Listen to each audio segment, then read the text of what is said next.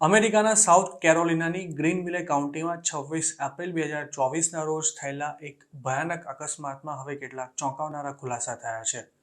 અકસ્માતમાં 3 ગુજરાતી મહિલાના મોત થયા હતા, જેમનું નામ મનીષા રાજેન્દ્ર પટેલ, સંગીતા ભાવેશ પટેલ અને રેખા દિલીપ પટેલ હોવાનું બહાર આવ્યું હતું. આ ત્રણેય મહિલાઓ જોર્જિયાથી સાઉથ કેરોલિના જઈ રહી હતી ત્યારે તેમની કાર અકસ્માતનો ભોગ બની હતી.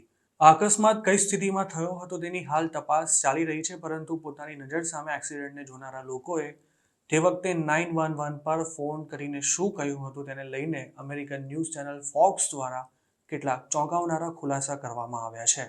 આ ગમખ્વાર અકસ્માત સાઉથ કેરોલિનાના ઇન્ટરસ્ટેટ હાઈવે નંબર 85 પર થયો હતો, જેમાં ફૂલ સ્પીડ પર દોડી રહેલી વોલ્વો XC90 કાર હવામાં ફંગોળાઈને એક ઓવરબ્રિજને કૂદી ગઈ હતી અને ત્યારબાદ તે સામેની સાઈડ પર આવેલા ઝાડમાં ફસાઈ ગઈ હતી. કારની સ્પીડ એટલી બધી વધારે હતી કે તે 20 થી 25 ફૂટ જેટલી ઉછળીને ઝાડમાં ફસાઈ હતી.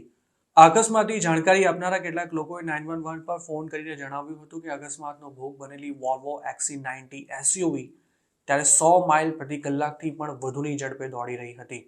સાઉથ કેરોલિનાના ઇન્ટરસ્ટેટ હાઈવે નંબર 85 પર આ અકસ્માત સ્ટાઉન્ટન બ્રિજ ઓવરપાસ પાસે થયો હતો અને ત્યારે હાઈવે પર દોડી રહેલી આ કાર ઓવરબ્રિજને પણ કૂદી ગઈ હતી.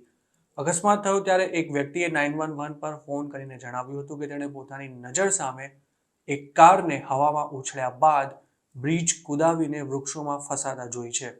જ્યારે અન્ય એક કોલરે આ અકસ્માતને હોલિવૂડની કોઈ ફિલ્મનું દ્રશ્ય હોય તેવો ભયાનક ગણાવ્યો હતો. બીજા એક કોલરે પોલીસને ફોન પર એવું જણાવ્યું હતું કે મને મારી આંખો પર વિશ્વાસ નથી થઈ રહ્યો. હવામાં ઉછળેલી તે કાર વૃક્ષોમાં એવી રીતે ફસાઈ છે કે અકસ્માતને કોઈ સાચો માનવા માટે તૈયાર નહીં થાય. જ્યારે અન્ય એક કોલરે પોલીસને એવું કહ્યું હતું કે તમે સ્પોટ પર આવીને કારને ક્યાં શોધશો તેની હું કોઈ ચોક્કસ માહિતી આપી શકું તેમ નથી. 3 ગુજરાતી મહિલાઓના ભોગ લેનારા આ અકસ્માતમાં કાર ચાલક ગંભીર રીતે ઇજાગ્રસ્ત હોવાની માહિતી બહાર આવી હતી. આ કાર એક મહિલા જ ચલાવી રહી હતી તેવું જાણવા મળ્યું હતું, પરંતુ પોલીસ દ્વારા તેની કોઈ જ માહિતી જાહેર કરવામાં નથી આવી. હાલ આ અકસ્માતની તપાસ ચાલી રહી છે અને તેનું રિકન્સ્ટ્રક્શન કરવા માટે પણ પોલીસે એક ખાસ ટીમ બનાવી છે.